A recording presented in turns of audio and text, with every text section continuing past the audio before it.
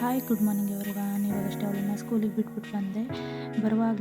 ಅಲ್ಲಿಂದ ಬರುವಾಗಲೇ ಸೊಪ್ಪೆಲ್ಲ ತೊಗೊಂಬಂದಿದ್ದೆ. ಬಂದುಬಿಟ್ಟು ಫ್ರೆಶ್ ಆಗಿ ನಾನು ದೇವ್ರ ಪೂಜೆ ಎಲ್ಲ ಮಾಡಿಬಿಟ್ಟು ನಾನು ಟಿಫನ್ ರೆಡಿ ಮಾಡ್ಕೊಳ್ಳೋಣ ಅಂತ ಮಾಡ್ಕೊತಿದ್ದೀನಿ. ಚಪಾತಿ ಪಲ್ಯ ಆಮೇಲೆ ನಲ್ಲಿಕಾಯಿ ಜ್ಯೂಸು ಮಾಡ್ಕೊತಾ ಇದ್ದೆ. ಇವಾಗ ಟಿಫನ್ ರೆಡಿ ಆಗಿತ್ತು. ನಾನು ತಿಂದ್ಬಿಟ್ಟು ಬಟ್ಟೆ ಎಲ್ಲ ಒಣಗಾಕಿದ್ನಲ್ಲ ಅದನ್ನೆಲ್ಲ ಇಟ್ಟಿಟ್ಬಿಟ್ಟು ಫೋಲ್ಡ್ ಮಾಡೋಣ ಅಂತ ಮಾಡ್ಕೊತಾ ಇದ್ದೆ.